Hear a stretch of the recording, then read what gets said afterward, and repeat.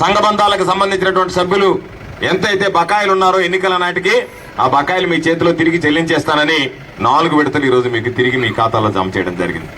అనేక రకాలైనటువంటి కార్యక్రమాలు వైఎస్ఆర్ చేయూతి కింద 45 నుంచి 60 సంవత్సరాల మధ్య ఉన్నటువంటి వాళ్ళకి 18,750 రూపాయల కన్నా 75,000 ఇచ్చినా, అదేవిధంగా వైఎస్ఆర్ చేయూతి కింద చేదోడు కింద జగనన్న చేదోడు కింద రజకులు నాయబ్రాహ్మణ టైలర్లకి 10,000 ఇచ్చినా, జగనన్న అమ్మఒడి కింద చదువుకునేటువంటి పిల్లలకు 15,000 ఇచ్చినా, విద్యా దీవెన ఇచ్చినా, వసతి దీవెన ఇచ్చినా, కాపు నేస్తం ఇచ్చినా, నేతన్న నేస్తం ఇచ్చినా, మత్స్యకార భరోసా ఇచ్చినా, ఆటో మిత్ర కింద వాహన మిత్ర కింద ఆటో ట్యాక్సీ యజమానులకి 10,000 రూపాయలు అందించినా, చెప్పినటువంటిది ఎవరినైనా వచ్చి అయ్యా జగన్మోహన్ రెడ్డి గారు మాకు ఇస్తానని చెప్పి ఇవ్వలేదనేటువంటి మాట ఆంధ్ర రాష్ట్రంలో ఏ నోటి వెంట కూడా రాకుండా ఈరోజు జగన్మోహన్ రెడ్డి గారు అన్ని కార్యక్రమాలు అమలు చేయడం జరిగింది.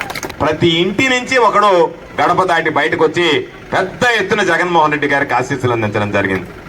నెల్లూరు నుంచి కావలి దాకా, కావల దగ్గర నుంచి సింగరాయకొండ దాకా వెళ్ళాను నేను. నెల్లూరు నుంచి కావలి దాకా జనం పరిగెత్తారు. కావల్లో మీటింగ్ అయిన తర్వాత సింగరాయకొండ దాకా జనం పరిగెత్తారు. సింగరాయకొండ దగ్గర దిగి నేను పనులున్నాయని చెప్పి నెల్లూరు వచ్చాను. నాకు తెలిసి ఒక రాజకీయ నాయకుడు వెంట జనం పరుగులు తీసినటువంటి అరుదైనటువంటి చరిత్ర రికార్డు జగన్మోహన్ రెడ్డి గారికి దక్కిందని చెప్పి మనం మంది రాజకీయ నాయకులు చూసాం. మహానేత రాజశేఖర రెడ్డి గారు కూడా ప్రజాకర్షణ ఉండేది. కానీ జనాలు ఇక్కడి నుంచి ఎక్కడ నెల్లూరు, ఎక్కడ కావలి, ఎక్కడ సింగరాయకొండ అక్కడ వరకు జనం ఆపకుండా పరుగులు తీశారంటే దాని అర్థం జగన్మోహన్ రెడ్డి గారు చెప్పినటువంటి మాట నిలబెట్టుకుంటాడు, చెప్పినటువంటిది నిలబెడతాడు, చెప్పినటువంటిది చేస్తాడనేటువంటి నమ్మకం విశ్వాసం కలిగించాడు. కాబట్టి జనాల్లో జగన్మోహన్ రెడ్డి గారు కావాలనేటువంటిది మనం ఆలోచన చేసుకోవాల్సినటువంటి సందర్భం అని మీ అందరికీ మనవి చేస్తున్నాను.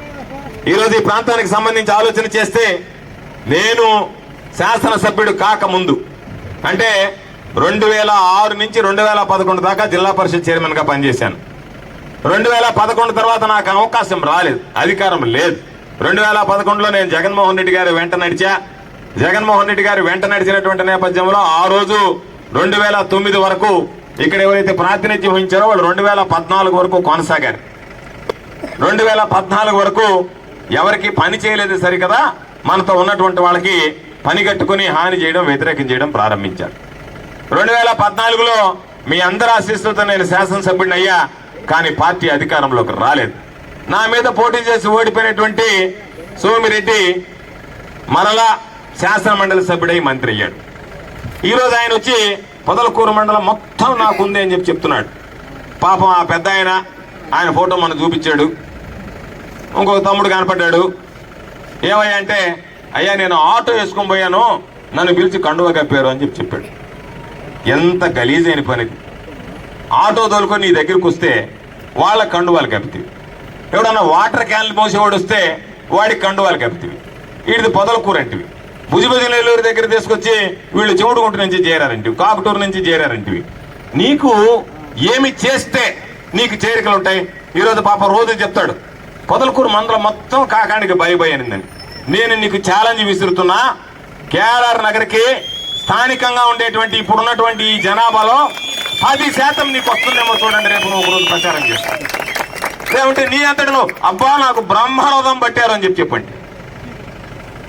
కాబట్టి ఈ ప్రాంతంలో అందరూ గుర్తుంచుకోవాల్సింది ఓట్లు వేసుకోవడం వెళ్ళిపోవడం కాదు. 2014లో ప్రభుత్వం రాకపోయినా అండదండలు అందించా. 2019లో ప్రభుత్వం అధికారంలోకి వస్తే దాదాపుగా ఈరోజు మీరు నిలబడ్డటువంటి ఈ సిమెంట్ ప్లాట్ఫారం ఈరోజు నాకే అనిపించింది. ఈ కాలనీలో ఏదన్నా కార్యక్రమాలు చేసుకోవాలన్నా దేవాలయాల ముందు కానీ, అంగన్వాడీ స్కూల్ ముందు కానీ రోడ్లు వేయడం కాదు, ఎక్కడ గ్యాప్ అనేటువంటిది లేకుండా ఈరోజు మనకు అవసరమైనటువంటి అన్ని పనులు మీ ఇంటి బిడ్డగా నేను పూర్తి చేయడం జరిగింది అనేటువంటి విషయాన్ని మీ అందరికీ గుర్తు చేస్తున్నాను. త్రాగునీటికి దాదాపుగా వారానికి 10 రోజులు వచ్చేది. ఎవరన్నా పాపం ఫోన్ చేసేవాళ్ళు, అయ్యా నేను కేఆర్ఆర్ నగర్ నుంచి మాట్లాడుతున్నాను, మాకు నీళ్లు రాలేదు అని చెప్పి ఫోన్ చేసేవాళ్ళు. ఏ రోజైనా నేను శాసనసభ్యుడిగా ఉన్నప్పుడు మీరు ఎవరన్నా ఫోన్ చేస్తే మీరు ఏమనుకుంటున్నారు, మీరు శాసనసభ్యుడితో నేరుగా మాట్లాడతారని ఒక్కరోజు కూడా అన్నటువంటి దాఖలాలు లేవు. మీరు ఎవరన్నా ఒక ట్రయల్ వేయడానికి సోమిరెడ్డికి ఫోన్ చేసి నీళ్లు రాలేదని చెప్పండి. సోమిరెడ్డి భూత పురాణం ఎత్తుకోకపోతే అప్పుడు నన్ను అడగండి, మామూలుగా కూడా కాదు. కాబట్టి వ్యత్యాసం, ఏదన్నా పని అడిగితే చేయాలని తపనుండేటువంటి వాడు నేను, నన్ను ప్రశ్నిస్తారనేటువంటి అహంకారం ఉండేటువంటి వాడు సోమిరెడ్డి. కాబట్టి మా ఇద్దరి మధ్య వ్యత్యాసం గమనించి ఈరోజు త్రాగునీటి సమస్య అనేటువంటిది పొదలకూరు గ్రామానికి సంబంధించి వారానికి 10 రోజులకి ఇచ్చేవాళ్ళం. ఈరోజు దాదాపుగా దినం మారిస్తే దినం ఇస్తున్నాం. ఈ నెల నుంచి నేను అనుకుంటున్నా ఏప్రిల్ మేకల్లా కండలేరు నుంచి వచ్చేటువంటి కాలువ పూర్తి అయితే, ఈ రోజు ఉన్నటువంటి పైప్ లైన్ పూర్తి అయితే ఈరోజు మరలా శాశ్వతంగా పొదలకూరు గ్రామానికి మరో 25 సంవత్సరాలు ప్రతినిత్యం త్రాగునీరు అందించేటువంటి అవకాశం కలగబోతుంది అని చెప్పి మీ అందరికీ తెలియజేస్తున్నాను. మనసుతో నిండు హృదయంతో మీరందరూ కూడా వైఎస్ఆర్ కాంగ్రెస్ పార్టీకి ఫ్యాన్ గుర్తుకి ఓట్లు వేసి గెలిపించండి అని చెప్పి మిమ్మల్ని అందరినీ కోరుకుంటున్నాను. మీ అందరికీ ప్రతి ఒక్కరికి 2 ఓట్లు ఇవ్వడం జరుగుతుంది. మొదటి ఓటు తిరుపతి పార్లమెంట్ అభ్యర్థిగా పోటీ చేస్తున్నటువంటి గురుమూర్తి గారికి, 2వ ఓటు వైఎస్ఆర్ కాంగ్రెస్ పార్టీ అభ్యర్థిగా మీ ఇంటి బిడ్డగా పోటీ చేస్తున్నటువంటి నాకు అని చెప్పి మిమ్మల్ని అందరినీ మనం చేస్తున్నాను. కాబట్టి 2,70,000 కోట్ల రూపాయలు ఈ రాష్ట్రంలో ఉండేటువంటి పేదలకి ప్రజలకి పంపిణీ చేయడానికి 100 సార్లు బటన్ నొక్కినటువంటి జగనన్నకి మద్దతుగా మరలా సంక్షేమ ప్రభుత్వం, మాట నిలుపుకునేటువంటి ప్రభుత్వం, హామీలు అమలు చేసేటువంటి ప్రభుత్వం జగనన్న ప్రభుత్వం కోసం మీరందరూ జగనన్నకు అండగా నిలిచి మద్దతుగా 2 బటన్లు నొక్కి మమ్మల్ని ఆశీర్వదించండి అని చెప్పి మన అందరినీ కోరుకుంటూ వైఎస్ఆర్ కాంగ్రెస్ పార్టీని ఆదరించండి, జగన్మోహన్ రెడ్డి గారిని ఆశీర్వదించండి, మీ సంపూర్ణమైనటువంటి ఆశీస్సులు నాకు అందించండి. తప్పనిసరిగా మిగిలిపోయినటువంటి పనులు, మీరు కోరుకున్నటువంటి పనులు ఏదన్నా ఉన్నా సరే వాటన్నిటినీ భవిష్యత్తులో మరలా తిరిగి పూర్తి చేయించేటువంటి బాధ్యత నాది అని చెప్పి మీ అందరికీ సందర్భంగా మనం చేస్తున్నాం. అందుకనే మీరు అందరూ పాపం కొంతమంది చెప్తున్నారు తెలుగుదేశం పార్టీ అధికారంలోకి వచ్చేసింది అని.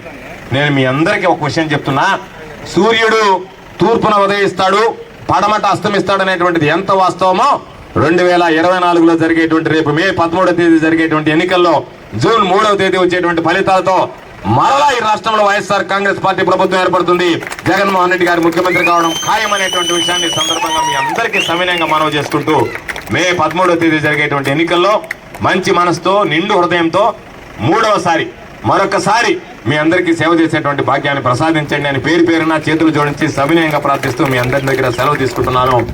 జై హింద్, జోహార్ వైఎస్ఆర్, జై జగన్.